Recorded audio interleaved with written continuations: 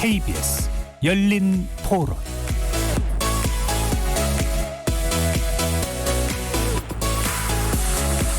안녕하십니까. KBS 열린 토론 정준희입니다.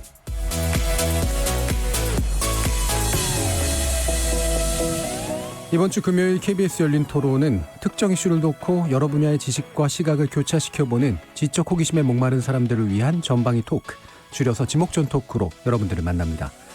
먼저 1부에서는 출연자 중 한 분이 골라주신 주제를 가지고 다양한 의견 나눠보고 있는데요. 최근 네이버, 카카오, 네이트 등 인터넷 포털 3사가 일제히 스포츠 뉴스의 댓글창을 닫기로 했습니다. 얼마 전 극단적 선택으로 세상을 등진 프로배구 고유민 선수가 악성 댓글에 시달렸다는 사실이 알려진 이후 내린 결정인데요. 지난해 가수 설리 씨와 구하라 씨가 악성 댓글에 시달리다 극단적 선택을 한 이후 연예뉴스란의 댓글창을 닫은 바 있었죠. 하지만 댓글창 폐지만이 답은 아니라는 반론도 없지 않은데요. 인터넷 댓글 폐지를 둘러싼 논란, 그 속에 숨은 함의는 무엇인지 살펴봅니다. 그리고 정광훈 씨가 있는 사랑제일교회발 코로나19 폭증세가 나타나면서 특정 교회를 넘어 개신교 전체에 대한 냉소와 비난이 점점 커져가고 있죠. 제작진의 픽은 제2의 신천지 사태라 불리우는 사랑제일교회 사태에 대해 자세히 들여다보고 종교 집단의 반지성적, 반사회적 행동에 대해 우리 공동체는 어떤 이해와 태도를 취해야 될지 짚어보겠습니다. KBS 열린 토론은 여러분이 주인공입니다. 문자로 참여하실 분은 샵 9730 누르시고 의견 남겨주십시오. 단문은 50원, 장문은 100원의 정보 이용료가 붙습니다. KBS 모바일 콩, 트위터 계정 KBS 오픈, 그리고 유튜브를 통해서도 무료로 참여하실 수 있습니다. 날카로운 의견과 뜨거운 참여 기다리겠습니다. KBS 열린 토론 지금부터 출발합니다. 살아있습니다. 토론이 살아있습니다. 살아있는 토론, KBS 열린 토론. 토론은 라디오가 진짜입니다. 진짜 토론, KBS 열린 토론.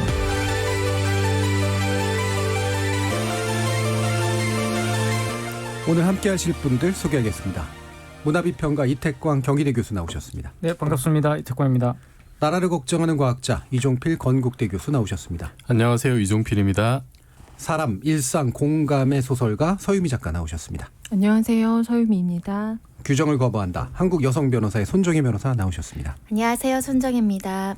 자, 이렇게 문화비평가, 물리학자, 법률 전문가, 소설가까지 각기 다른 전공, 개성, 지식 등을 가지신 네 분의 출연자와 함께 만들어가는 지적 호기심에 목마른 사람들을 위한 전방위 토크, 줄여서 지목전 토크. 지금부터 출연자의 픽 시작해보겠습니다. KBS 열린 토론. 자, 악성 댓글에 관련된 문제, 예전에도 한번 유사한 논의를 한 적은 있었습니다만, 최근에 일어난 사태 때문이기도 한데요. 오늘 이슈는 서유미 작가님께서 골라주셨습니다. 좀 소개해 주시죠. 최근에 진짜 그 프로배구 선수가 이제 악성 댓글에 시달리면서 세상을 등지게 됐다, 이런 소식이 또 들리고, 작년에 진짜 그 가수 겸 배우 설리 씨가 이제 사망하는 사건도 있었고요. 이렇게 그 인터넷 댓글 때문에 이제 일어나는 사건 때문에 포털 사이트에서 댓글을 이제 아예 닫게 되는 일들이 생겼는데, 이 상태를 보면서 사람들이 익명으로 의견을 낸다는 것에 대해서, 그리고 또 유명인들 이제 유명인들이 악플러를 고소하는 사건도 좀 많아졌고요. 또 고통을 호소하는 일도 많고, 그래서 인터넷 댓글 속에서 건전한 비판을 하거나 문제 제기를 하는 일도 있지만, 그 대체로 이제 그 네티즌들이 익명성 뒤에 숨어서 혐오를 또 드러낸다든가, 비방을 한다든가, 그리고 또 자신이 무슨 말을 남겼는지 알지 못한 채, 또 다른 또 사안이 나오면 또 우르르 몰려가서 또 악성 댓글을 남기고, 이런 일들이 좀 많아서 인터넷 댓글이 가진 그 명암에 대해서 좀 생각을 해봤으면 좋겠다라는 생각이 들었고요. 또 이게 귀로 듣는 건 아니고 사람의 목소리나 이제 이렇게 어떤 신분이 드러나는 건 아니지만, 그래도 사람이 만든 어떤 이 말의 힘에 대해서 좀 같이 얘기해 보고 싶어서 고르게 됐습니다. 말의 힘, 네. 말의 힘 있죠. 그 말이 비록 비물질적인 형태지만 물질적이고 심리적인 상처를 엄청나게 남기는데, 자, 이 부분 되게 중요한 이슈인 것 같아요. 서유미 작가님 댓글 쓰세요? 저는 쓰진 않고 좀 보기는 하는 편인 것 같아요. 눈팅 쪽이시구나. 네. 눈팅은 많이 하시나요? 요즘은 좀 잘 안 하는데 그래도 한때는 약간 기사와 댓글까지 봐야 완성된다는 느낌이 있었어요. 야, 예. 네. 예. 이 가운데 제일 댓글 많이 쓰실 것 같은 분이 누구실까요? 제가 왜 저를 보세요? 이정필 교수님 안 쓰시나요? 쓰시나요? 예, 젊을 때는 많이 썼는데 예. 나이 드니까 그것도 힘들더라고요. 시간과 노력이 많이 들어서 뭐 댓글 이제 좀 달아봐야 뭐 하나라는 회의론이 약간 좀 들 때도 있고 그래서 옛날보다는 뭐 좀 거의 안 달고 이제 SNS에서 뭐 누가 페이스북이나 포스팅을 트위터. 하면은 네 거기에는 이제 가끔씩 이렇게 예, 안부 삼아 이렇게 또 댓글을 달긴 합니다. 제이 그럼 나이가 많으신 이태강 그러네요. 교수님은 이제 뭐 저는 사실 제 뭐 인터넷 문화 발전하고 거의 함께 지낸 거 아닌가 싶어요. 거의 비슷하게 예, 하셨어요. 그래서 처음에 인터넷 생겼을 때부터 해가지고 제가 또 386 세대인데 386 세대가 특이하게도 한국에 컴퓨터가 도입되어서 막 네. 이제 보급될 때부터 사실은 청년기를 보낸 세대입니다. 그래서 386이 된 거예요. 명칭이 지금 세대는 386이 뭔지는 모를 건데. 근데 어쨌든 인터넷 댓글이 좀 성격이 바뀌었다고 봐요. 바뀌었다고 보고 소셜 미디어 금방 말씀하셨는데 SNS가 등장한 뒤로는 이제 댓글의 기능이 상당히 달라졌다고 저는 생각합니다. 그래서 이전에는 인터넷 게시판 문화가 있을 때는 댓글이 이제 말 그대로 이제 애정이었죠. 쉽게 말하면 이제 토론 기능이 좀 있었다고 생각이 드는데 공론장의 기능이 좀 있었다고 생각해요. 근데 이제 소셜 미디어로 가면 소셜 미디어는 기본적으로 잘 아시겠지만 아는 사람들끼리만 하는 거예요, 이게. 예. 그러니까 바깥으로 확장성이 굉장히 떨어지죠. 그러니까 마음에 드는 사람들만 사실은 팔로잉을 해가지고 의견을 청취하고 이런 것이기 때문에 댓글 자체도 대부분 이제 으쌰으쌰하는 분위기가 많아지고 좀 이렇게 그냥 약간 팬덤 같은 분위기로 이제 바뀌게 되는 거죠. 그래서 페이스북 같은 경우는 많은 글이 올라오지만 실제로 가서 보시면은 뭐 의견 팍 갈려가지고 그 포스팅의 지진이 아니냐밖에 없다는 거예요. 거기에 대해서 뭐 이렇게 크게 우리가 기대하는 그런 토론을 물론 토론 기능이 좀 있는 데도 있지만 많이 약화됐다고 볼 수가 있고 지금은 이제 왜 이제 댓글 안 쓰느냐 이랬을 때는 기본적으로 댓글 기능이 좀 쇠퇴한 것이 있다고 저는 생각을 하고요. 많은 부분에서. 예. 그리고 이제 또 댓글이 가지고 있는 그런 긍정적 측면보다 부정적 측면이 더 많이 이제 등장하고 있기 때문에 말씀하셨던 것처럼 토론을 통한 건전한 의견 개진보다는 아무래도 이제 상대방에 상처를 주는 방향으로 지금 많이 문화가 바뀌어가지고 그래서 댓글을 좀 안 보게 되는 것 같아요. 지금은 뉴스를 읽더라도 그냥 댓글 안 보고 그냥 지나쳐버리는 또 대부분의 포털 사이트가 지금 댓글 좀 숨겨놨죠. 그죠? 예. 그런 부분들이 좀 있지 않나. 문화가 좀 바뀌었다는 생각이 듭니다. 예. 인터넷의 기술적 문화적 죄송합니다. 진화 과정과 함께하신 이태강 교수님 말씀을 드리셨는데 최근에 함께하시게 된 손주희 변호사님 어떠신가요? 저는 인터넷에 익숙하지 않아가지고 제일 늦은데 제가 예. 그걸 좀 익숙해져서 막 SNS도 활발하게 활동할 때쯤 제가 시사 뉴스를 많이 나가니까 너무 공격하는 분들이 좀 계셔가지고 예. 의견이 다르면은 예. 그래서 좀 이렇게 활발하게 댓글 쓰고 이렇게 하기 좀 위축된 경험들이 좀 있어서 잘 안 쓰고 이제 쓴다면 말씀하신 것처럼 SNS에 지인하고 소통하는 용도 아니면은 저희 인터넷 무슨 카페를 가면은 등업해야 돼요. 댓글을 예. 의무적으로 쓰려면. 써야 돼. 그 정도 씁니다. 그러니까 뭔가 이제 카페에 그 등업 등업 용도로 기본 의무를 다하는 정도에서는 쓰신다. 뭐 사실 쓰는 거에 비해서 읽는 것에 의해서 또 상처를 입으시는 게 더 보통 많으신 그런 쪽인 것 같아요. 댓글들은 굉장히 많이 읽고요. 제 댓글은 한번 상처받은 큰 사건이 있어서 그 다음에 잘 안 찾아가는데 예. 이제 뭐 오늘의 이슈에 나온 메인 뉴스 밑에 댓글 많이 달려 있는 기사들은 한번 훑 훑어봐요. 거기에 촌철살인, 예. 정말 풍자와 해악, 그 네티즌들의 장문 실력이 저는 볼 때는 웬만한 작가에 못지않은 댓글들이 순위권에 올라올 때 있는데 그거는 굉장히 참고 많이 하고 공부 많이 하고 그래요. 그럼 작가님 보시기에 네. 이렇게 이 사람은 글을 잘 쓰는 것 같아라고 좀 느껴지는 그런 댓글 같은 건 보신 게 있죠. 있으세요? 짧은 거 있는데 작가는 일단 길게 써야 되니까 예. 짧은 걸로 잘 쓰는 거는 좀 저도 사실 그 책 나오면 가끔 에고 서칭을 해요. 예. 그 한 달 정도 하는데 아까 이제 댓글 읽으면 상처받는다고 하셨는데 사실 작가들은 대체로 무풀이에요. 없긴 한데 가끔 이제 다 하시면은 뭐 사진 나오잖아요. 책 들고 있는 사진 밑에 못생겼다. 뭐 이런 거 달아요. 미적기 좀 높은 분들이 작가에 대한 기대감이 많으신 분들이 많이 높으신가 보네요. 근데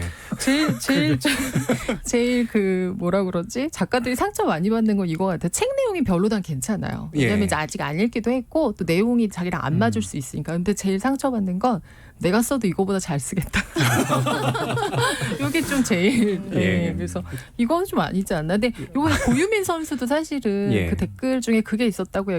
이 선수가 이제 포지션이 바뀌면서 좀 적응을 잘 못해서 힘들어하는 부분이 있었는데 뭐 배구니까 이제 손으로 당연히 하잖아요. 뭐 발로 해도 이거보다 잘하겠다. 뭐 예. 내가 해도 잘하겠다. 이런 글들이 좀 많았던 것 같아요. 그러니까 댓글이 이제 여러 가지 뭐 아픈 게 하는 게 있지만 그냥 마냥 공격하는 게 아니라 아픈 구석을 찌르는 이렇게 분명히 상처를 굉장히 크게 남기잖아요. 연구하고 분석해서 예. 그럴듯하게 비판하면 괜히 찔리는데 그 말에는 그 팩트하고 과장된 비난이 섞여서 이제 섞여있죠. 뒤섞여서 들어있을 때 읽으면서 부족하긴 한데 그게 훅 들어온다고 말해야 되나요? 예. 그럴 때 이게 이제 일반인들 같은 경우에는 그것도 다수의 공격을 받으면은 잘 감당하기 어렵죠. 예.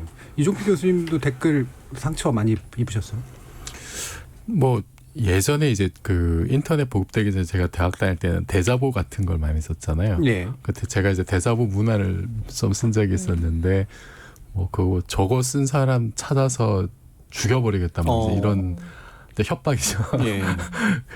그런 협박 받아본 적이 있었고 그 실제 그 모 인터넷 매체에 그 기사를 썼는데 거기 이제 메신저를 통해서도 이제 그런 이제 뭐 생명에 위협을 가하는 그런 협박 비슷한 거 좀 몇 번 예. 있었고요. 그 다음에 그때 이제 그 황모 교수님의 그 줄기세포 사건이 있었을 네. 때 그때 이제 여론이 뭐라고 안 그러셔도 될 것 같은데.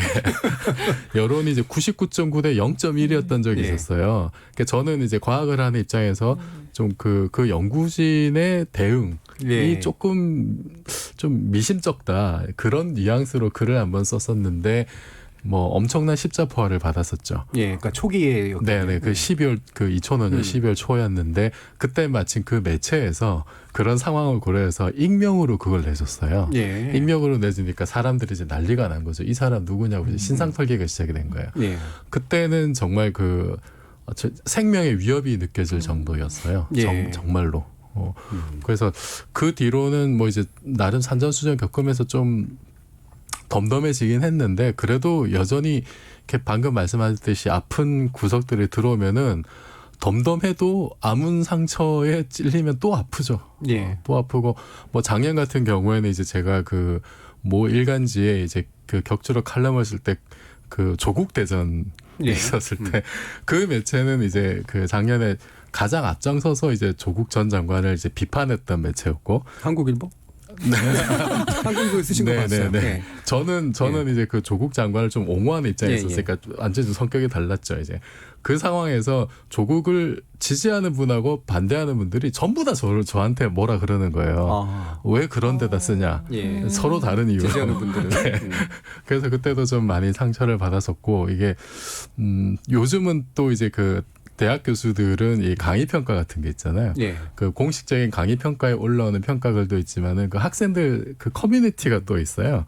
커뮤니티 앱에 가면은 이제 또 그런 뭐 그렇죠. 강의에 관련된 예, 평가나 댓글 교수들이 같은 되게 거. 보기 싫어하는. 네, 예. 거기 이제 가장 적나라한 평가들이 이제 많이 예. 왜 올라오죠. 보세요, 근데? 어쩌다 한 번씩 얻어걸리는.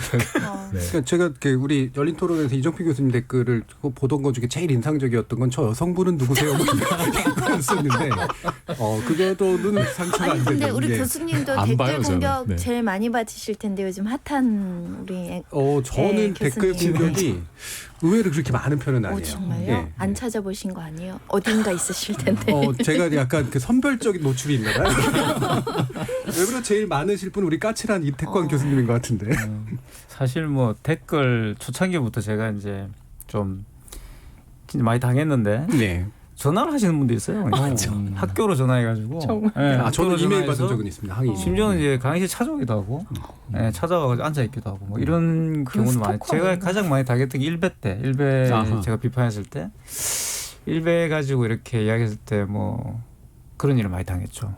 근데 저는 이제 뭐 고소나 이런 건 안 하고, 고소나 이런 건 안 했는데, 저는 이제 그런 철칙이 있습니다. 고소는 할 필요가 없다고 저는 생각하고, 제 개인적으로는. 왜냐하면 지금 명예훼손밖에 없잖아요, 그죠? 예. 근데 뭐 내가 뭐 명예가 있는 것도 아니고 대학 교수 명예가 뭐 얼마나 높겠어요, 그죠? 그래서 내가 뭐 명예가 있어야 명예 훼손을 할 거 아니야. 그래서 그런 경우는 제가 이제 그걸 설득하려고 노력을 했죠. 그런데 예. 사실은 한계가 있습니다. 그러니까 그게 이종필 교수 말씀하신 것처럼 이 아무렇지 않은 척 하더라도 약점을 굉장히 찍어서 굉장히 이렇게 악질로 공격하시는 분들이 있어요. 근데 그런 분들은 프로입니다, 사실은. 그렇죠. 잡아와서 보면은 이분이 한두 번 해본 솜씨가 아니고 또 실질적으로 이제 법정에 가서 또 이렇게 반성문속으로 풀려나신 분들도 있어요. 그때는 잠깐 쉬었다가 이 알코올 중독과 되게 비슷해요. 그냥 다시 또 하시는 거야. 예.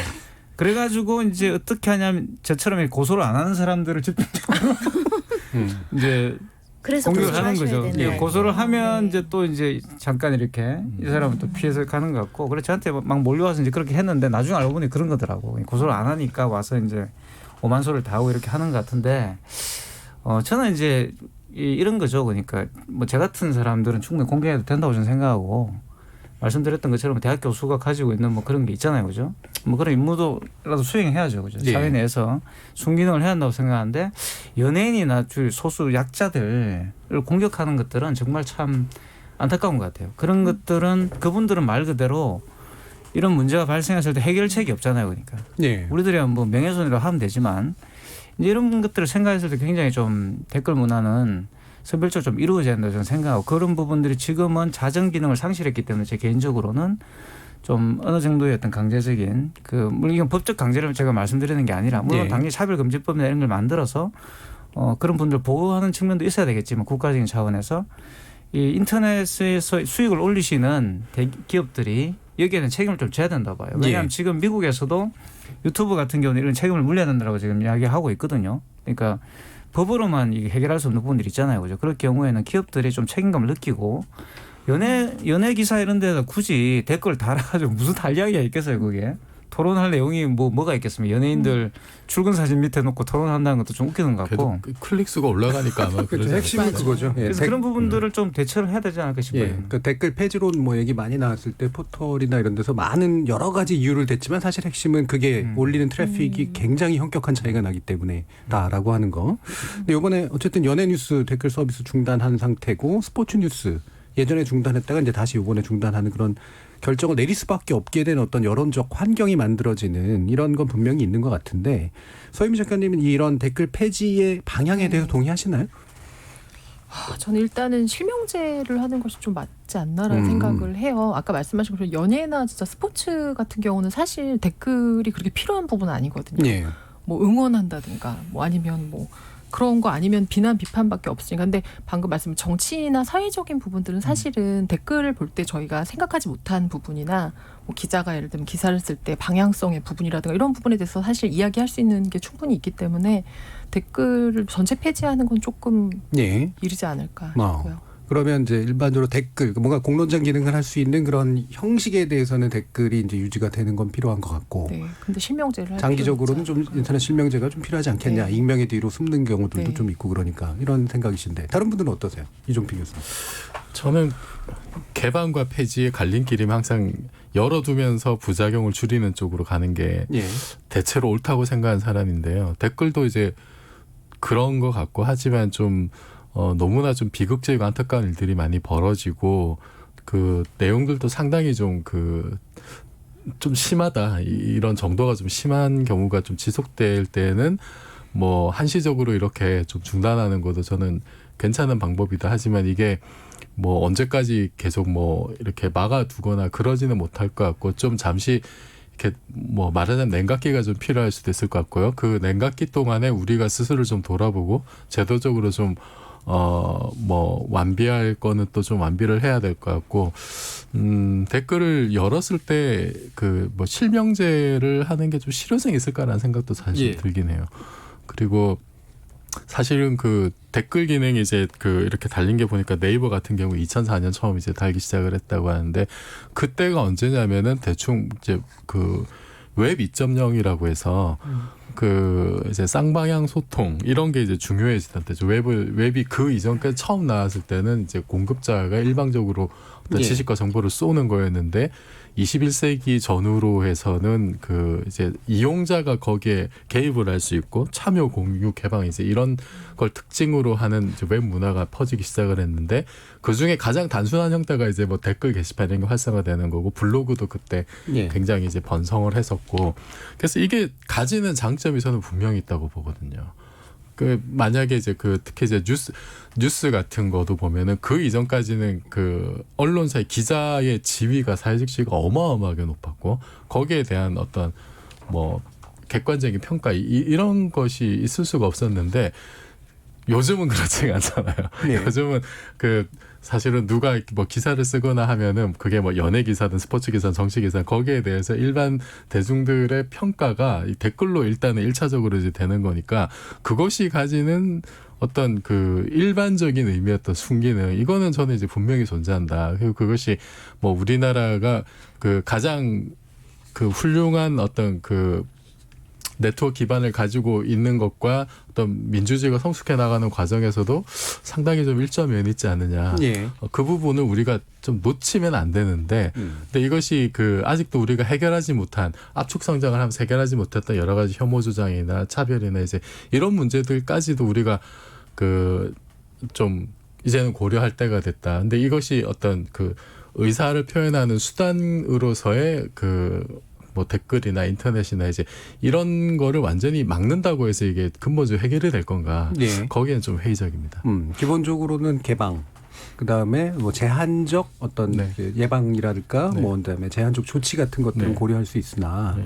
인터넷 실명제도 기본적으로 좀 약간 부정적으로 보시는 것 같고요. 저는 왜냐하면은 그 이렇게 누구 뭐 아버지나 뭐 누구 이렇게 이름 갖다가 뭐 주민번호 이렇게 해가지고 또 충분히 할 수 있어요. 네, 그럴 구멍이 많을 것 같아요. 지금 생각으로는. 예. 그 아버지는 참 무슨 죄입니까? 저는 근데 실명제 해봤자 예. 별로 크게 뭐 그거를 제어할 수는 없다고 생각해요. 왜냐하면 지금도 충분히 실명을 밝히고도 악플 달고 계시기 때문에. 그리고 이제 저는 이런 생각이에요. 많은 분들이 악플을 다는 이유는 일단 자기의 즐거움이 강하죠.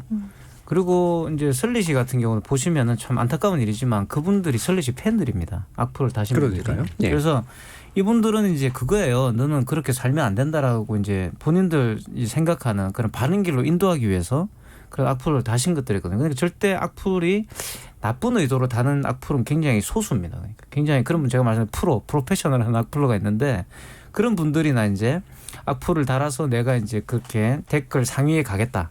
자, 이런 것들이 굉장히 크거든요. 저는 그런 것도 사실 폐지해야 된다 봐요. 댓글을 예. 경쟁적으로 달아가지고 그게 이렇게 베스트 댓글이 돼가지고 상위에 노출되고 그걸 누가 그렇게 하도록 자격을 부여했나요? 그리고 그걸 다 수익을 얻는 것은 포털 사이트잖아요. 그러니까. 예. 그럼 거기에 대한 책임을 져야 되는 거죠. 그런 것을 통해 수익을 올렸다고 한다면 그와 합당한 사회적 공헌을 해야 된다는 의식이 전 자리를 좀 잡아야 된다 보는 거고 실명제를 하든 어쨌든 간에 저는 거기에는 일단 동의를 해요. 그러니까 정치적이나 사회적인 문제 예. 예를 들어서 뭐 저 같은 사람 공격하는 댓글은 충분히 수용할 수 있다고 봅니다. 그런 것들을 허락해야 된다고 봅니다. 허락할수록 좋은 거죠. 그러니까. 그런데 소수 약자를 공격한다든가 혐오 발언을 한다든가 이런 것들은 사실은 규제를 해야 돼요. 예. 그런 어떤 방안들을 만들어야 되죠. 저는 그래서 선별적인 댓글 허용을 해야 된다고 보고 거기에 따라서 뭐 법을 만드는 것보다는 아무래도 이게 일단 1차적으로 거기에서 이런 그 수익을 올리고 있는 분들이 책임을 지고 지금 어느 정도 좀 행동을 했다고 보거든요. 일단 포털들이 연예 스포츠 기사에 이제 댓글 닫았기 때문에 그런 부분들이 좀 필요하고요. 사실 포털은 언론은 아니지만 지금 어느 정도 한국에서 언론 기능을 해버리고 있기 때문에 사실 외국의 언론사를 보시면 댓글을 안 답니다. 그러니까 예. 아주 뭐 일시적으로 조금 이제 특정한 기사에만 특정한 열죠. 쟁점이 예. 있는 부분에서는 오픈을 하죠. 이런 식의 방법들도 저는 굉장히 좋은 거라 봐요. 그래서 말 그대로 건전하게 댓글 문화를 다시 확산시키고 아주 순기능들이 많이 있잖아요. 그죠? 그런 부분들을 조금 더 확대하는 방향으로 예. 노력을 해야 되지 않을까 싶어요. 안 그러고 이걸 방치하는 것은 조금 책임 방기다.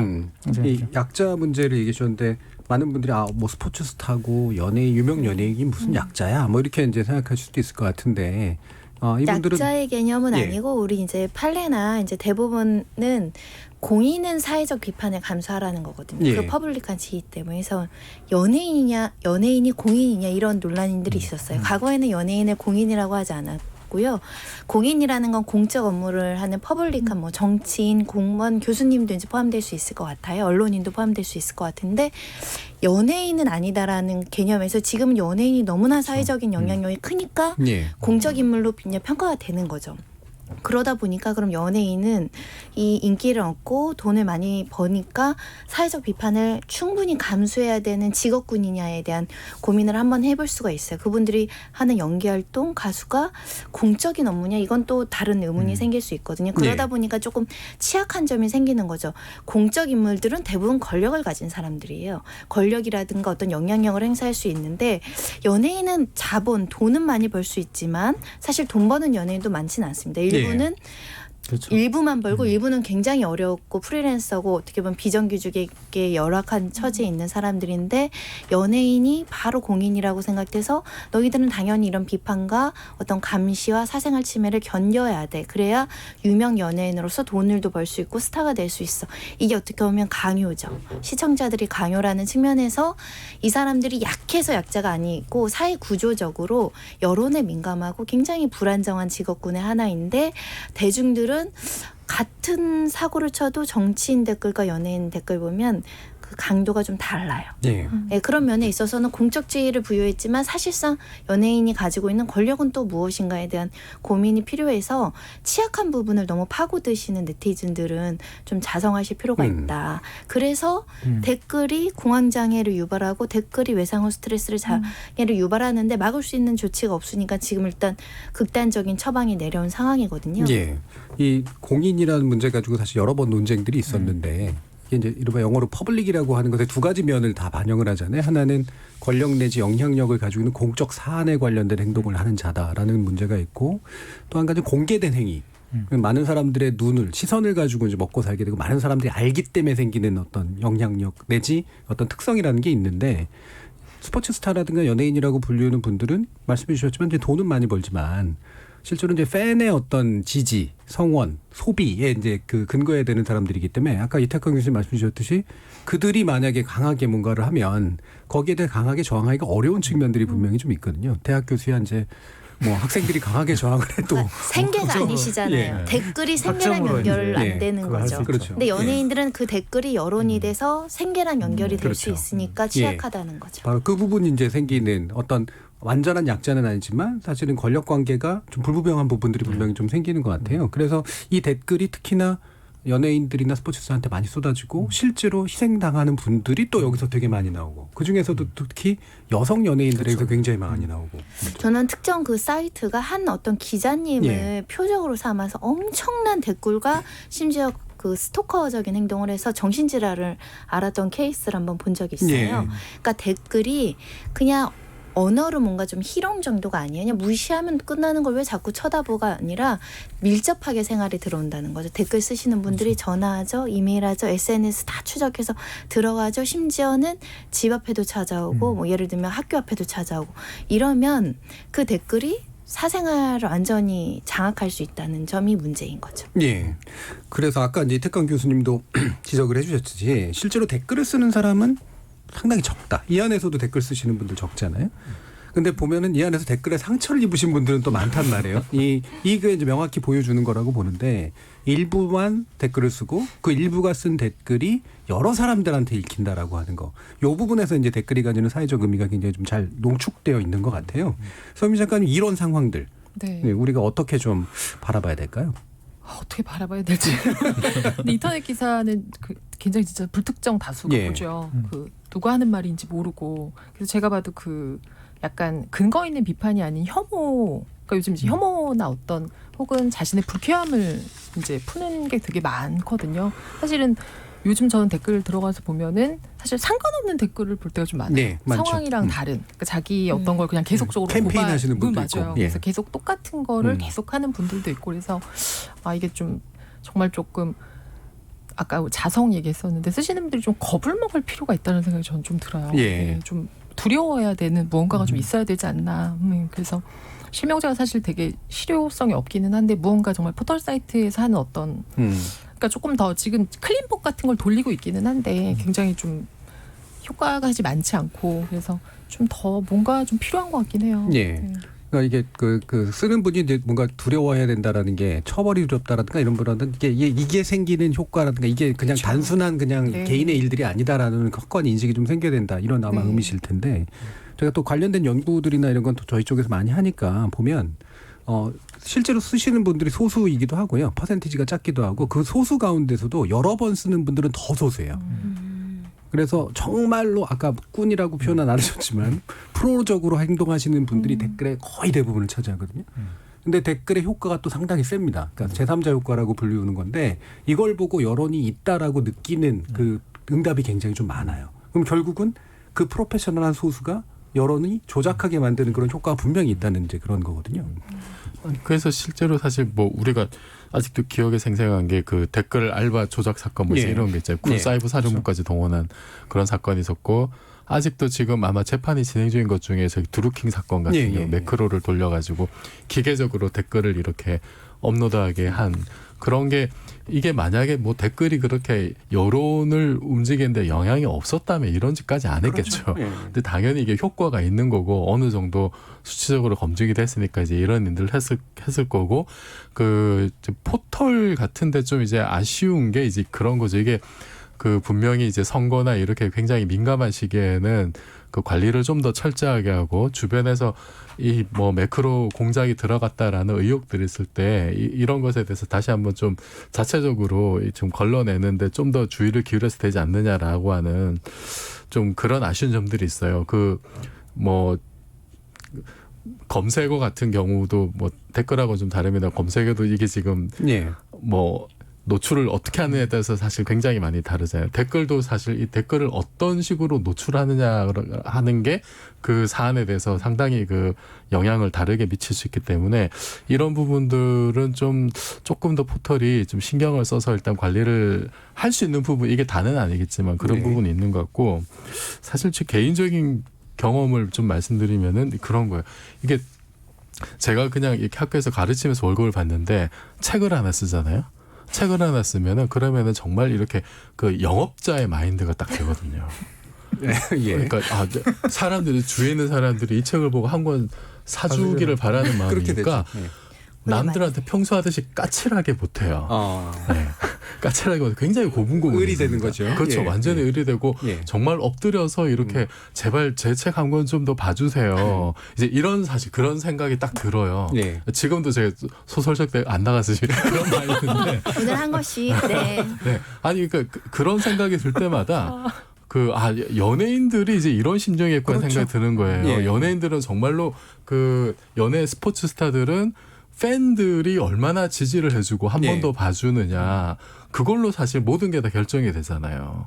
그래서 그분들이 이렇게 굉장히 엄청난 슈퍼 파워를 가진 분들이 분명 또 있긴 합니다만 그분들은 극히 소수일 것 같고 대부분의 연예인들은 정말 그 댓글 한두 개의 예. 생존이 어떻게 보면 또 이제 좌절이 그렇죠. 될 수 있는 그래서 뭐 남들이 보기에 아니 댓글에 왜 이렇게 상처받아 하지만 당사자 입장에서는 그게 정말로 엄청난 어떤 네. 그 생사의 기록까지도 설 수 있게 하는 그런 문제라는 그렇죠. 게 좀 인식이 됐으면 좋겠어요. 이 새내기 저자도 이런데 프로페셔널 저자께서는 어떠신가요?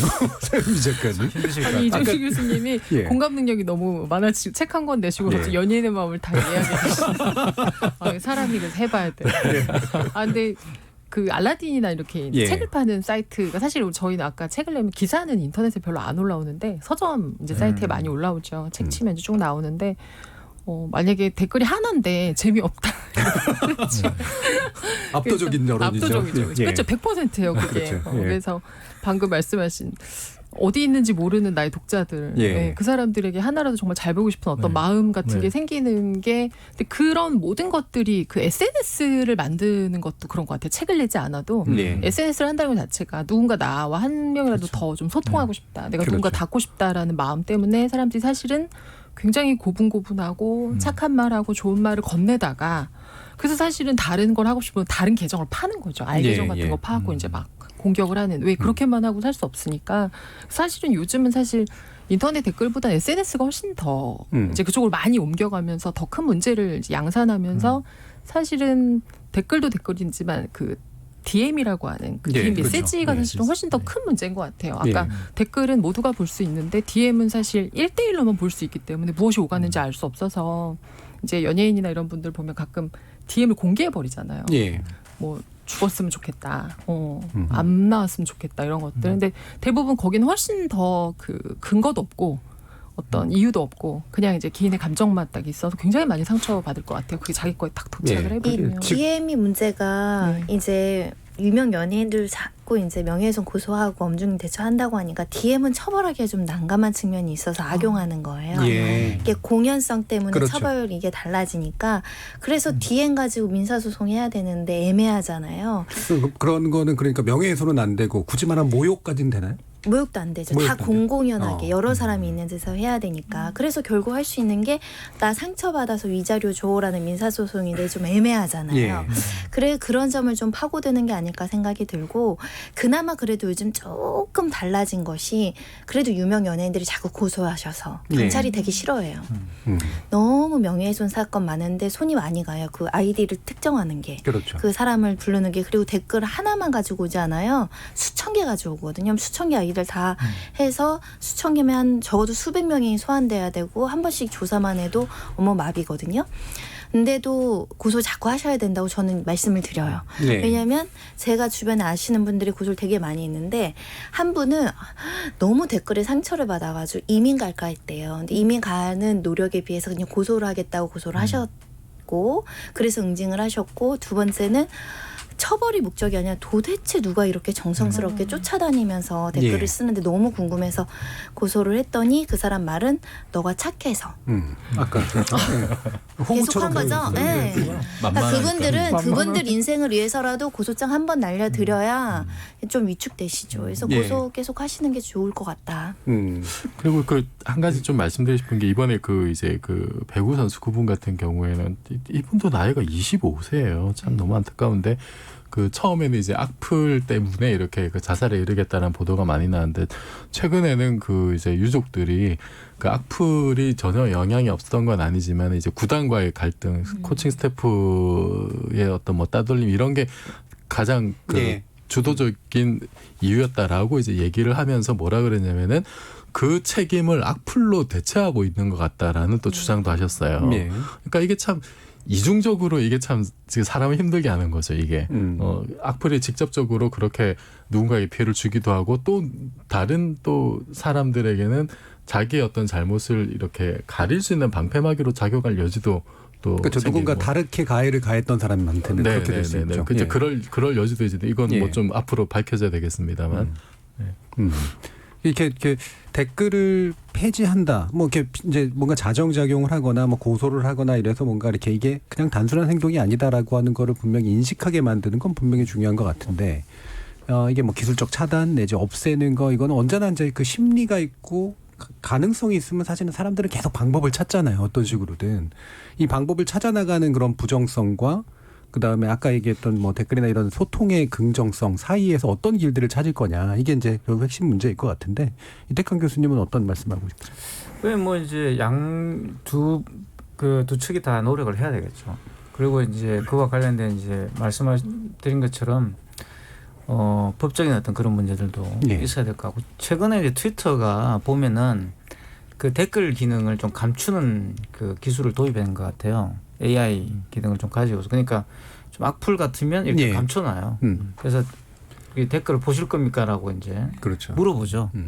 그러면 이제 보기 싫으면 안 보는 거고 떨리는 마음으로 누르는 근데 근본적으로 악플이니까 일단 예. 안 보여주는 거야. 예. 그러니까 그런 건 하지만 말씀드린 건 근본적으로 이제 해결책은 아니기 때문에 이 두 가지 두 측이 전부 다 조금 이제 최대한 저는 어쨌든 선별을 해야 된다고 생각하고요. 그와 관련돼서 지금은 이제 악플 문제를 그냥 방치하는 것보다는 기본적으로 좀 좋은 방향으로 유도하기 위해서라도 지금은 좀 규제를 해야 된다. 예. 개인적 노력에만 맡겨놓지 말고 좀 제도적 차원에서 이런 부분들을 좀 보완할 수 있는 말씀하신 것처럼 이제 공론으로서의 기능은 계속 놓아두되 특정한 어떤 개인을 공격한다든가 프라이버시를 이렇게 침해한다 이런 부분들은 좀 강력하게 처벌해야 한다고 저는 생각해요. 예.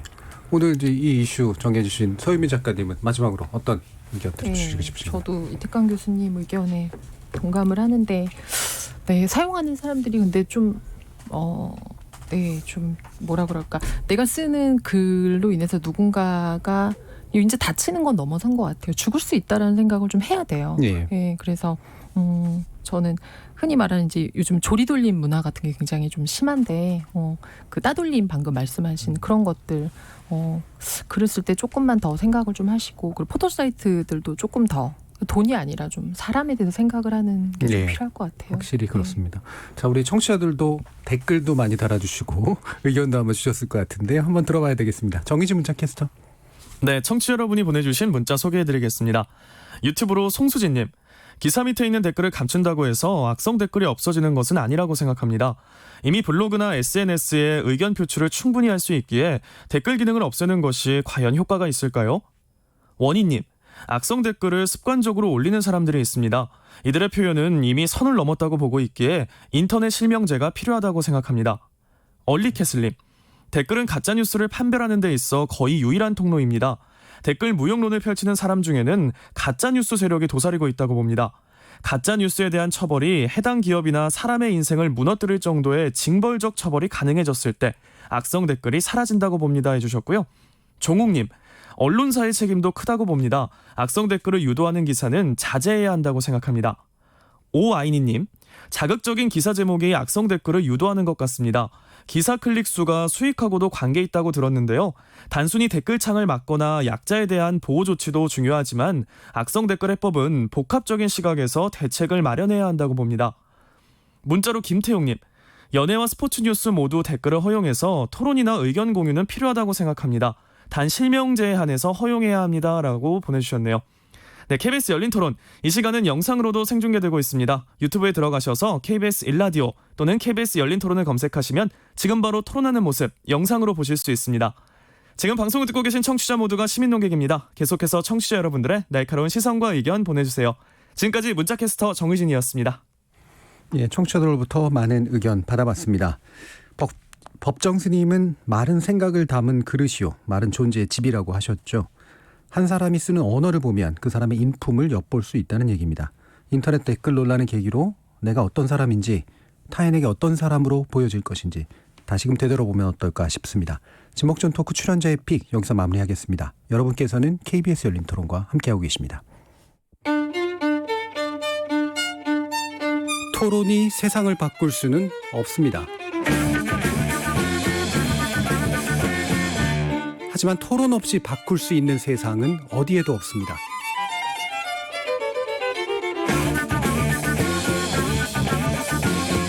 세상의 선한 변화를 갈망하는 당신, 정답이 아니라 질문의 힘을 믿는 당신,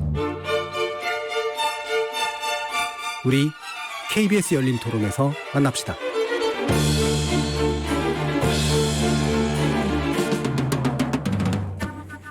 지적 호기심에 목마른 사람들을 위한 전방위 토크, 문화비평가 이태강 경희대 교수, 물리학자 이종필 건국대 상호교양대 교수, 서유미 작가, 손중혜 변호사, 이렇게 네 분과 함께하고 있습니다. 두 번째 주제는 전광훈 목사와 사랑제일교회 개신교 최대 위기인가인데요. 지목전 토크 제작진의 픽 지금부터 시작해 보겠습니다. 이 감염병에 관련해서 우리가 의학적 얘기를 나누는 건 아니고, 또 이걸 쟁점화시켜서 정책 논의를 나누는 건 아니고, 아마 사회문화적인, 심리적인, 또 과학적인 여러 가지 또 법학적인 관점에서 이야기들이 좀 필요할 것 같은데요. 일단 이게 하나의 사회적 현상이잖아요, 이게. 네, 그래서 이 사회적 현상을 어떻게 보고 계시는지 한 말씀씩 듣고 또 뒤에 들어가서 더 구체적인 얘기 한번 나눠보죠. 이번은 손정희 변호사님부터 들어볼까요? 이번 사태의 핵심은 음모론의 공격입니다. 예. 저는 이 코로나19 사태를 겪으면서 온 국민이 이제 같이 합심해서, 물론 뭐 여러 가지 정부가 제대로 못한다는 비판도 일부에선 있었지만 그래도 같이 으쌰으쌰해서 극복하는 모습으로 잘 마무리가 되는 줄 알았는데, 갑자기 사랑제일교회가 터졌고 전광훈 목사라는 사람이 등장을 했는데, 이분이 주창하는 것이 일부러 바이러스를 예. 퍼뜨렸다. 그리고 양성이 아님에도 불구하고 보건소에서 가짜로 조작한다라는 주장이죠. 그런 음모론을 제기하는데 일부에선 또 그걸 또 강력하게 믿고 있는 분들이 계시다고 해서, 과연 우리가 바이러스를 대처하는데, 방역 업무를 하는데도 이 음모론하고도 싸워야 되구나. 예. 바이러스보다 더 무서운 음모에 대해서 한번 생각해 봤습니다. 예. 결국은 가짜 정보, 그리고 그걸 믿는 신념의 문제, 그 집단의 문제, 이제 이게 음모론이라는 말로 지금 표현을 해주셨는데 물리학자로서 어떻게 보세요, 정필 교수님? 네, 저는 그래서 이게 참 이제 종교와 과학의 문제로 이제 자꾸 이제 연동이 되더라고요. 이거는 바이러스가 어떻게 전파돼서 사람한테 어떤 영향을 미치고 이런 거는 다 과학의 영역인데 그렇죠. 여기에 너무 이렇게 좀 종교적인 투사가 많이 된 게 아닌가라는 좀 걱정이 돼요. 그러니까 뭐 우리는 성령이 충만하면 바이러스도 이길 수 있다라든지 이거는 아주 옛날에 기원전 몇백 년 전에 했던 이야기거든요. 우리가 제가 뭐 여러 번 말씀드렸습니다만 성령이면은 예수 이후일 것 같긴 한데 그러니까 옛날부터 이렇게 그런 마인드 자체가 주술적이고 이렇게 뭔가 악기에 씌었다 질병에 걸리는 상태를 그런 식으로 얘기를 한 게 아주 이제 그 이전 그렇죠. 히포크라테스 이전 단계인 거예요. 그러니까 기원전 몇백 년 전이죠. 그 히포크라테스가 왜 의학의 아버지냐면은 질병에 걸리는 건 그런 게 아니라는 거예요. 악기나 뭐 주술이나 이런 게 아니고 뭐 인체의 여러 가지 어떤 뭐 균형이 안 맞아서 그렇다라든지 그렇게 되면서 과학으로서의 어떤 의학이 시작이 된 건데 지금 일부에서 주장하는 의견들은 히포크라테스 이전으로 지금 되돌리는 거거든요, 사실은. 그리고 이걸 좀 더 넓게 보자면 이제 그 유명한 갈릴레오와 이제 그 카톨릭 교회와의 어떤 대립. 여기서 사실 그때 갈릴레오가 1633년입니다. 그 종교 재판 받은 게. 그때 갈릴레오가 뭐라 그랬냐면은 성경에 있는 거를 문구 그대로 받아들이면 안 된다. 갈릴레오 자신이 굉장히 이제 당연히 카톨릭 신자였습니다. 그 교회 신자였음에도 불구하고 그런 식으로 얘기를 한 거예요. 이거는 신앙을 위해서 그렇게 좀 의역을 한 거기 때문에 이걸 문자 그대로 받아들이면 안 되고 그래서 자기가 뭐 관측한 이런 태양 중심설의 여러 가지 증거들과 성경이 배치되지 않는다라고 하는 게 그 주장이니까 교회는 그걸 받아들이지 않았는데 나중에 이제 교황 요한 바울 2세가 92년인가 그때 이제 공식적으로 갈릴레오의 사과를 하면서 이제 그런 갈릴레오의 성경에 대한 얘기들을 이제 평가를 해요. 평가를 하고 어떻게 하면 과학과 종교가 나란히 갈 수 있을 것인지 그 얘기도 사실은 했었고 그게 벌써 지금 뭐 몇십 년 전의 일인데 왜 우리는 아직도 지금 이러고 있는지라는 좀 안타까운 마음이 많이 들었습니다. 예, 저는 이게 과학에 이제 저항한다, 과학에 대립하는 종교적 마음의 문제도 있지만 종교를 넘어서는 다른 게 좀 또 있는 것 같아요. 네. 뭐 정치적인 문제까지도 결합돼 있고 그러니까. 네, 그 문제도 저 있다고 봅니다. 네. 이태강 교수님. 그러니까 이게 지금 특정 교회, 이제 사랑제일교회라고 하는 그 교회의 이제 문제죠, 그러니까 제가 또 예전에 유학할 때 좀 이제 제가 공부하는 그 학교에 목사님들이 많이 오셨어요. 그래서 조금 이제 주워 들은 게 있는데 한국에 일단 기독교 특히 이제 개신교 개신교라는 건 개혁 신학, 다시 말하면 이제 구교가 아닌 리포메이션 개혁 교회죠. 이제 개신교가 나쁜 뜻이 아닙니다. 그러니까 좋은 뜻입니다. 혁신한 교회라는 뜻이고 가톨릭은 이제 범 교회라는 뜻인데, 근데 어쨌든 가톨릭에서 나온 이제 마틴 루터에서 말 그대로 이제 종교개혁이 이루어지게 되는 그런 교회죠. 거기에서도 우리나라 개신교의 양대파가 기장과 이제 예장이라 부르는 파가 있어요. 그러니까 기장은 기독교 장로회고 예장은 예수교 장로회인데 이 사랑제일교회는 예수교 장로회에 속합니다. 예수교 장로회는 뭐고 기장은 뭐냐고 했을 때 이제 복음을 전파하는 이제 주체들이 다르죠. 기장은 주로 이제 흥미롭게도 이제 캐나다 쪽에서 온 그런 이제 복음주의자들이 전파를 했고요. 그리고 그쪽에 많이 기울어져 있고 이 예장은 이제 미국의 이제 신생활 운동을 주도했던, 신생활 운동이 뭐냐면 이제 담배 피지 말고 술 마시지 말고 엄격한 청교도주의를 강조하는 거예요. 그래서 사랑제일교회도 표면적으로는 엄격한 청교도주의를 표명합니다. 그러니까. 근데 사랑제일교회가 이제 흥미로운 건 뭐냐, 말씀하신 것처럼 이 종교적인 측면이 정치하고 밀접하게 결합이 돼 있어요. 이분들은 뭐냐, 말 그대로 그냥 친미파들이죠. 그러니까 이분들이 말씀하신 청교도주의라는 것은 미국이에요. 미국. 그렇죠. 미국이 핵심이고, 그래서 미국이 만들어놓은 그 냉전 체제가 이분들이 생각할 때는 하느님의 체제인 겁니다. 하느님의 어떤 그런 말씀을 따르는 체제라고 생각하는 거고, 이게 기독교의 어떤 그런 교리를 이미 넘어가 있어요. 그러니까 그래서 제명됐어요. 2019년에 원래 이분들이 예장 백석 신대에 소속돼 있다가 제명돼 버렸습니다. 지금 아마 혼자 이렇게 독자적으로 활동하고 있는, 그러니까 정광훈 목사가 통제가 안 되는 것 같고, 그런 부분 때문에.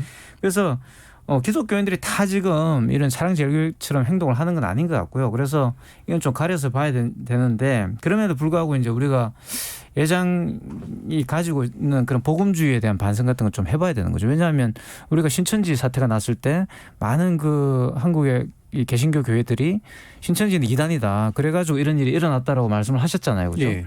근데 이제 이 사랑제일교회는 뭐냐는 거예요. 그러니까 실질적으로 사랑제일교회가 아무리 이렇게 좀 과격하고 그렇다 손치더라도 상당 부분 여기에 오시는 교인들은 다른 교회를 다니시는 분들입니다. 다른 교회를 다니신 분들이 또 이 교회로 오시는 거예요. 그게 이제 개신교 교회의 특징인데 그러니까 거기에서 이런 이 사랑제일교회에 포명하고 있는 그런 동의하니까 오는 거 아니겠어요? 무엇을 동의할까라는 거예요. 그러니까 그게 이제 저는 좀 따져봐야 하는 문제라고 보고 왜냐하면 이 사랑제일교회 표가 뭐 예수 믿고 천국 갑시다 이런 게 아니에요. 내 민족을 내게 주소서예요. 네. 구약에 나오는. 예. 그래서 제가 찾아보고 충격 먹었어요. 그러니까 아니 뭐 이게 그러니까 이분들은 반공 말 그대로 공산주의를 타도하고 내 민족을 구하는 것이 기독교의 사명이 돼버린 거죠. 예.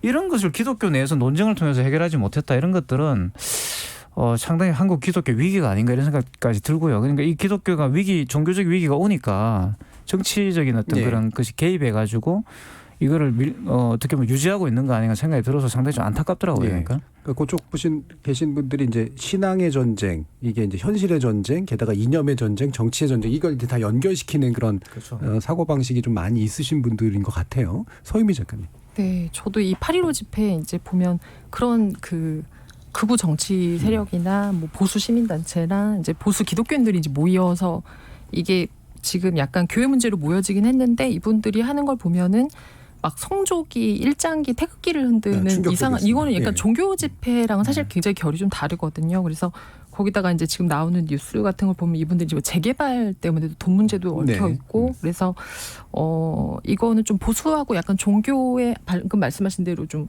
종교계에서는 사실 좀 이렇게 퇴출이 된 어떤 좀 약간 보수 기독교계와 뭔가가 만나서 만든 합작품으로 좀 보이는 것 같아요. 예. 제가 이제 요번에 사태를 보면 우프다라는 단어를 대표적으로 최근에 이틀 사이에 봤던 것이 첫 번째는 신천지가 그래도 우리는 잘했다. 신천지는 양반이다라는 평가가 나왔어요. 정말 우프다. 두 번째는 영장 가지고 오라고 한 거예요. 어제 밤샘 대체했죠. 그 명단 가지러 갔는데 그래서 이거 행정조사다. 행정명령에 따른 사실조사니까 명장 필요 없다 했는데 밤샘 대체했어요. 그래서 오늘 경찰이 압수수색 신청했다는 거예요. 예. 그것도 너무 우픈 거죠. 왜냐하면 감염법 예방법에 따라서 이런 행정조사 다 가능하는 건 우리가 신천지 때 이미 경험을 했는데 사랑제일교회에서는 영장 가져와라 이렇게 돼서 오늘 또 영장까지 신청하는 총극이라고 저는 표현할 수 있을 것 같고요. 세 번째는 저는 교인이라면은 타인을 사랑하다, 원수도 사랑하다 이런 게 중요하실 것 같은데 그 파주에서 50대 그 공무원들이 이제 검사 받으라고 하니까 혼자 걸리기 억울하다 하면서 만지고 침 뱉고 그래서 너도 검사 받으러야 된다. 이타심을 상징하는 교회 신념상 왜 그런 발언을 하셨을까 해서 저는 이 사랑제일교회로 우리가 분열될까 봐 좀 무서워요. 예. 그러니까 신천지 문제도 잘 얘기해 주셨는데 적어도 신천지 사태 때는 우리가 많은 걱정을 했지만 바이러스를 부정하진 않았던 것 같거든요. 그 집단이. 예. 그리고 이렇게 뭔가 약간 자기들이 이렇게 방어를 하려고 했지만 그리고 숨기려고는 했지만 적어도 이런 행정력이 들어가는 것에 대해서 이런 식으로 저항하지는 않았는데 협조를 했죠 그때. 이게 이제 확실히 좀 다른 모습이에요. 그래서 이분들이 가지고 있는 뭐 반지성주의도 뭐 당연히 말할 것도 없지만 이 강한 적대감 그리고 강한 신념 이게 어디서 오는 걸까? 근데 이런 게 사실 좀 궁금하고 그래서 실제로 사랑제일교회로 많이 오시고 전국으로 퍼지는 이유가 각 지역에서 예배 못 하시는 분들이 여기서는 가만할 수 있다더라. 그리고 여기 가니까 마음 시원하게 불만을 터뜨릴 수 있다더라. 이제 이런 게 굉장히 크게 작동했다고 들었단 말이에요. 저는 일단 이분들이 사실 그 시위 현장에도 보시면 아시겠지만 굉장히 이렇게 약간 공동체적인 게 있습니다. 밥을 나눠 먹고 그래서 밥을 싸웠는데 그렇게 뭐 비싼 밥을 싸우지도 않았었어요. 뭐 옥수수, 뭐 고구마 이런 거 싸우셔서 나눠 드시고 우리가 이제 어디선가 볼 수 있는 상당히 이웃 사랑의 그런 모습이잖아요. 근데 그게 이제 말씀하신 것처럼 그 외피가 그렇죠. 강력한 반공 이데올로기로 외피가 이제 세워져 있는 것이고 그러니까 저는 이게 이제 아주 파시즘적인 어떤 그런 측면이 저는 있다고 보는 거죠. 왜냐하면 사회적 불만이 있어요. 왜냐하면 내가 이제 뭐 열심히 노력해도 안 되는 경우도 있고, 그죠? 근데 그 탓을 현 정부에게 이제 쏟아 부어야 되는 거죠. 근데 그 매개가 바로 교회가 되었을 때 네. 역설적으로 말하면 그게 더 본인들의 진정성을 주는 심리 효과가 있을 수가 있다는 겁니다. 이제 그게 이제 결합이 되는 거예요. 왜냐하면 이게 저는 한국 교회의 구조적 모순이 있다고 봐요. 그러니까 그게 뭐냐, 한국 교회가 성장해 온 것이 냉전의 그런 반공주의에 편성한 그런 산업화. 그렇죠. 우리가 지금 일반적으로 알고 있는 대형 교회들이 대부분 그겁니다. 그런 반공주의 편성해서 본인들이 굉장히 손쉽게 어떻게 보면 대중들의 어떤 불만들을 빨아들여서 지금까지 성장해 온 거거든요. 이게 괴물처럼 나타나게 된 게 지금 사랑제일교회라 봐요. 그 제목도 지금 사랑제일교회입니다. 이 교회가 예. 사랑을 제일로 삼는 교회인데 말씀하신 손 변호사 말씀을 왜 이렇게 할까? 기독교의 이 사랑이랑 사실 이웃 사랑이거든요. 네. 그게 남녀간의 사랑이 아니라 이웃 사랑을 말하는 그렇죠. 건데 이분들은 본인들만 이웃이라고 생각하는 거예요. 배타적 이웃인 거죠. 여기에는 자기들끼리만. 빨갱이들은 들어올 수 없는 거예요. 이게 제가 볼 때는 지금은 사랑제일교회를 우리가 비판하고 있지만 한국 대형 교회들의 논리가 아니었냐는 거죠. 이게 실질적으로는. 그러니까 예. 그 교회들이 앞장서서 반공주의적 입장에서 무고한 사람들을 이렇게 빨갱이로 몰고 또 거기에 또 일조하는 어떤 과거의 부끄러운 역사들도 있고 거기에 대해서 교회들이 솔직하게 반성하고 또는 거기에 관련된 어떤 혁신들을 했더라면 이런 일이 교회 이름으로 일어나지 않았겠죠. 그러니까. 예. 저는 그 이번 사태 보면서 좀 세 가지 좀 특징을 봐야 될 것 같은데 우선은 사실 비슷한 시기에 그 뭐 카페라든지 다른 그 위험 지역에서도 감염자들이 없지는 않았습니다. 그렇죠. 그리고 뭐 예. 우리 신천지도 겪었고, 근데 지금 이 사랑제일교회 사건하고 그 연동된 광복절 집회가 큰 문제인 이유는 뭐냐면은 일단 이분들이 그 바이러스나 감염병 관련된 기본적인 뭐 과학적으로 확립된 사실조차 일단 거부한다는 거고, 예. 그 다음에 방역 조치들에 대해서 일단 받아들이지 않는 정도가 아니라 아주 적극적으로 방해를 하는 듯한 그런 행위까지 보인다는 그렇죠. 거거든요. 이게 그러니까 목적 의식적이고 굉장히 적극적으로 방역을 방해하는 듯한 어떤 그런 일부 사람들의 행위도 보인다는 것 자체, 이게 이제 저는 가장 심각하다고 봐요. 예. 그리고 듯한도 아니에요. 하고 있어요. 하고 예. 있죠. 예. 그래서 뭐 그 비율이 어느 정도인지 모르겠습니다. 그런 행동들이 보이고 있고 아마 조직적으로 그게 이제 뭐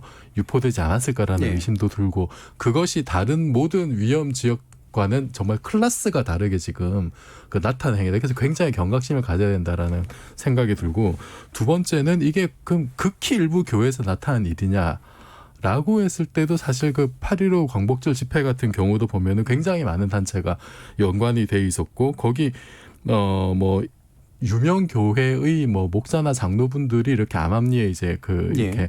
그 가라고 이렇게 또 알선해 동료도 하고. 독려하고 격려했다는 그런 보도들도 지금 나오고 있고요. 그리고 어제였죠. 20날 그 보수 성향 개신교 단체들이 성명을 낸 게 있어요. 또 뭐 반동성애 기독시민연대나 한국교회 수호결사대 이런 단체들에서 뭐라 그랬냐면은 외국인과 중국인 입국을 무차별 허용하면서 방역 집회 책임을 교회에 뒤집어 씌운다. 예. 하나님의 진노를 촉발한 데지, 이런 식의 성명을 내고 있어요.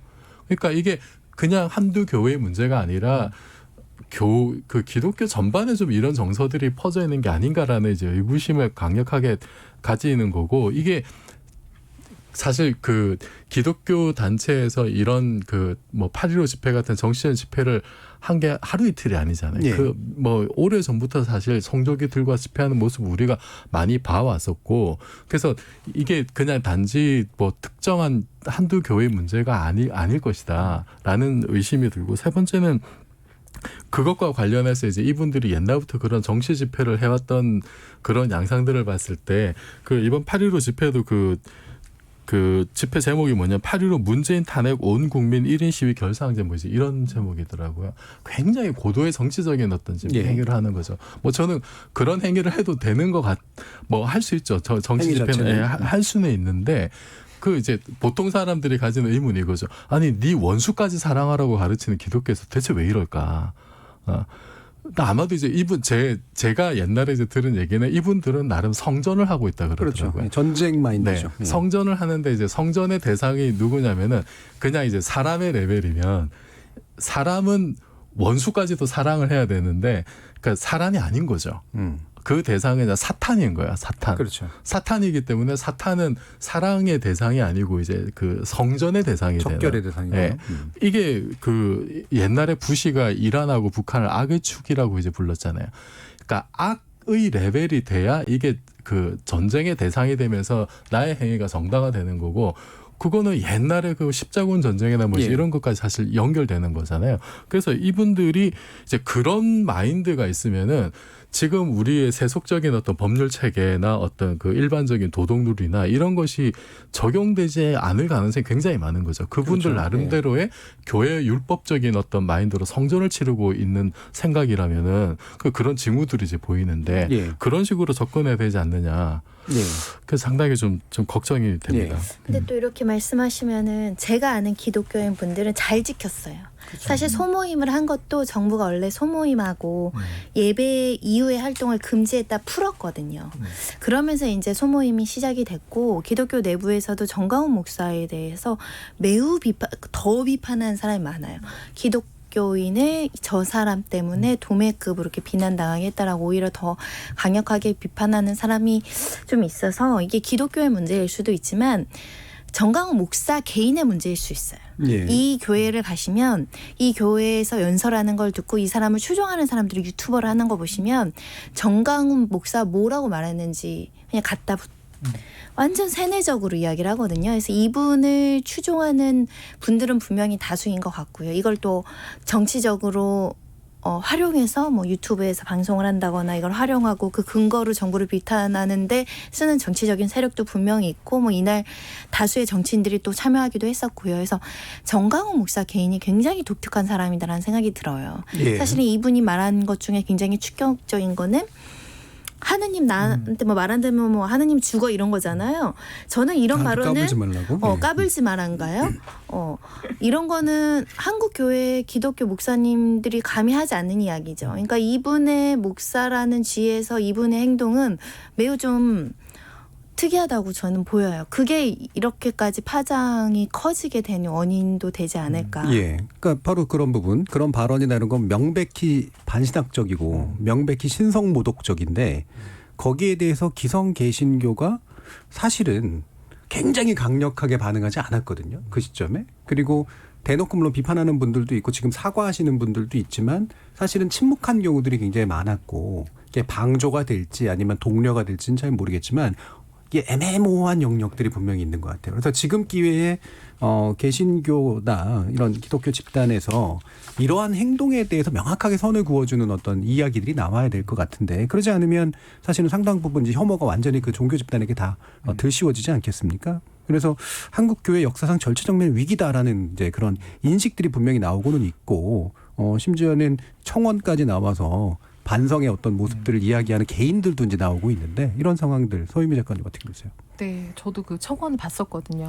그 나는 기독교인인데 죄송하다, 국민들께 죄송하다 그러면서 되게 인상적인 문구가 거기 그 한국 사회에는 민주화가 일어났지만 교회에는 민주화가 일어나지 않았다. 네, 민주주의를 수호하는 국민 수준의 교회가 따라가지 못했다라는 문장이 좀 있었는데, 지금 말씀하신 것들 보면은 교회에 있는 분들 중에서 특히 그런 집회에 나가시거나 혹은 이제 그런 것에 솔깃하시는 분들이 대부분 이제 그 노년층이시거든요. 그래서 교회가 이제 좀 보수화되는 측면도 있고, 저번 다단계 영업소 문제도 그랬지만 이번에 그 교회 이 문제도 보면 이제 노인층 분들이 대부분 이제 그런 집회도 가시고, 교회 아까 우리 정광훈 목사님 교회 왜 가는가라고 했는데 실제로 우리 그 손정혜 변호사 말씀하셨지만 다른 교회들이 대부분 QR코드를 하고 거리두기를 하고 마스크를 쓰고 이제 사실 예배만 보고 밥도 안 먹고 헤어지는데, 이 정광훈 목사님 교회는 그런 분들이 가서 예배를 드릴 수 있고 그분들이 오면 이제 환영받고 당신이 참 신도다 이러니까 막 너무 신나는 어떤 우리 뭐 이러면 그렇죠. 그랬던 분들, 그러니까 나이 든 분들이 가지고 있는 기본적인 생각이 뭐냐면 우리는 6.25 전쟁 때도 예배를 드렸어. 뭐 우리는 메르스, 뭐 신종플루, 약 먹으면 다 나 괜찮았어. 요즘 애들이 약해서 그래. 뭐 그렇죠. 그런 얘기하시고 지금 식당하고 술집 가면 마스크 다 벗고 밥 먹고 다 먹고 놀고 하는데 왜 예배는 못 드려라고 하는 이제 기본적인 마인드가 좀 있으신 거죠. 그래서 어떻게 지금 보면 지금 좀 배려라던가 이런 것들이 좀 부족해지면서 이제 그 젊은 기독교인이 아마 이제 청원도 올리고 죄송하다라고 하면서 많은 분들이 이제 아까 말씀하신 좀 더 적극적으로 뭔가 사회를 위해서 해야 하는 것들에 대한 이제 좀 반성과 자각의 목소리 좀 나오는 것 같아요. 예. 아까 이태광 교수님도 말씀 주셨지만 이제 그 교단이나 어떤 특정 교회가 가지는 속성이나 뭐 신념의 체계, 뭐 행동의 체계 이런 특성은 분명히 있는 것 같은데 확실히 또 요즘의 분위기는 가톨릭계나 이제 불교계 같은 경우에는 이와 같은 문제들이나 이런 게 이제 여관에서 잘 안 발생하는데 왜 개신교 안에서 발생할까? 특히나 이 개신교에는 이런 식의 부분들이 제대로 좀 명확하게 좀 정리가 되지 않을까? 이런 의문들 때문에 이제 사실은 또 많이 얘기들이 나오잖아요. 저는 이제 그러니까 이제 한국 개신교회가 사실 성장주의에 예. 사로잡혀 있었기 때문에 그래서 사실 신도들이 그런 부당한 요구를 하더라도 목사님들이 이제 그에 대한 어떤 적절한 대응을 못 해왔다고 봐요. 그 심지어는 또 이제 정치인들도 눈치를 봤죠. 그렇죠. 계속 가서. 그래서 어떤 특정 교회 어떤 출신들 권사나 뭐 집사 이런 분들이 또 이제 뭐 아주 대우를 받게 되고 뭐 이런 것들이 벌어지게 되는데 그런 것들이 제어가 되지 않는 거죠. 일단 첫 번째 교회 성장주의에 의해서 결국은 신도들이 요구하는 대로 이렇게 끌려다녀야 되는 그런 문제도 생기는 거고요. 두 번째는 한번 가보시면 그 대한문에서 지금 이 사태가 벌어지기 전에도 이른바 우리가 이야기하는 보수 집회라고 우리는 부르죠. 저는 정확하게 불러야 된다 봐요. 기독교 집회예요. 예. 기독교 집회고 그 기독교 이제 극우적 기독교 집회인 거죠. 예. 가서 한번 거기에 올라오셔가지고 말씀하신 물론 정광훈 목사도 그 중에 한 분이었어요. 그 목사님들의 연설을 한번 들어보세요. 일단 무슬림 혐오, 그죠? 이슬람 특정 종교를 굉장히 혐오합니다. 그 다음에 여성 혐오, 동성애 혐오, 이민자 혐오예요. 여기에 또 이제 공산당이 들어가는 겁니다. 예. 그 뭐 정광훈 목사 같은 주로 공산당을 이야기했던 분이고 이런 분들이 종합 선물 세트예요. 그러니까 대한문 앞에 예전에 집회하던 것들이 이거 만약에 유럽이나 미국이었으면 다 처벌받아요. 다 혐오 발언이고 다 사진 다 잡혀가야 되는 분들인데 이분들이 교회 이름으로 용서받고 있다는 거죠. 그 안에. 이게 정말 저는 황당했고 거기에서 외국 친구들도 와서 보면 정말 황당한 거죠. 한국말을 좀 이해하는 분들이 거기 와서 듣고 있으면 이게 한국 교회는 왜 이런가라는 생각이 들 수밖에 없는 거예요. 그리고 거기에서 또 목사님들 이렇게 경쟁을 합니다. 예. 과격한 발언을 해서 더 많이 이제 더 지지를 받고자 하는 것이고 지금은 이제 정광훈 목사가 이제 위너가 됐죠. 그러니까 이거 덕분에 이런 어떤 어떻게 보면 악화와 양화를 구축하는 분위기가 안에 있는 거예요. 근데 예. 여기에 대해서 한국 교회들이 대응을 적절하지 못했다라는 거. 그리고 거기에 대한 어떤 특히 여기는 대형교회를 제가 말씀드린 거 일부 이제 대형교회들이 특히 이 부분에 책임감을 느끼고 여기에 대한 어떤 대응들을 좀 해야 된다고 생각을 합니다. 그래서 이런 한국 개신교 교회가 가지고 있는 특정인 개신교 교회가 반사회성 이런 부분들은 교계 내에서 명백한 반성을 해야 되는 거죠. 예. 저는 딴 거보다 일단 세금부터 좀 잘 내셨으면 그러니까 세금을 내면 이제 사실 해결되는데 안 내려고 그러잖아요. 그러니까 뭐 반지성주의와 반사회성 두 개를 문제 삼은 이유가 이제 반지성주의는 결국은 과학이 해결할 문제를 마치 자신들이 해결할 수 있는 것처럼 하는 문제. 그다음에 반사회는 이웃이라고 불리는 범위가 도대체 어디까지냐. 같이 공동체를 어떻게 결성하고 있는 거냐. 사실 이 문제인데 마지막으로 이종필 교수님. 그 제가 이제 뭐 종교는 없는데 언뜻 본 구절이 이제 그런 게 있더라고요. 그 하나님의 것은 하나님에게로, 예. 가이사의 것은 가이사에게로. 제가 꼭 덧붙인 게 있습니다. 과학자의 것은 과학자에게. 이 말 꼭 좀 드리고 싶습니다. 예. 저희 그 다랭님이 또 의견 주셨는데요. 교인들 한 사람 한 사람 만나보면 좋은 사람들 많습니다. 하지만 교회가 말하는 것과 목사님들이 말하는 것을 아무런 비판 없이 받아들여왔던 교인들에게도 각성이 있어야 한다고 생각합니다라고 의견 주셨고요. 또 제가 어떤 커뮤니티에서 본 건데 그 어린아이들, 그 학교에 이제 등교한 아이들이 그렇게 열심히 방역수칙 지키고 선생님이 애써서 사실은 거기서는 사례가 거의 안 나왔는데 왜 이분들이 모여서 갑자기 이런 사례가 나오느냐라고 하는 거에 대해서 아이들이 노력하는 것과 어른들이 노력하는 것이 차이가 있을 이유가 뭐가 있느냐라는 그런 얘기도 좀 했었던 것 같아요. 많은 성찰과 반성이 좀 필요할 때가 아닌가 싶습니다. KBS 열린 토론 격주 금요일은 직접 호기심에 목마른 사람들을 위한 전방위 토크, 줄여서 지목전 토크로 청취자 여러분을 만나고 있는데요. 오늘은 네 분의 전문가와 함께 악성 댓글 폐지가 답인가, 그리고 정광훈 목사 사랑제일교회 개신교회 최대 위기인가 두 가지 주제 가지고 다양한 의견 나눠봤습니다. 함께해 주신 이태광 경희대 교수님, 이종필 건국대 상호교양대 교수님, 서유미 작가님, 손정혜 변호사님 네 분 모두 수고하셨습니다. 감사합니다. 감사합니다. 저는 다음 주 월요일 저녁 7시 20분에 다시 찾아뵙겠습니다. 지금까지 KBS 열린 토론 정준이었습니다.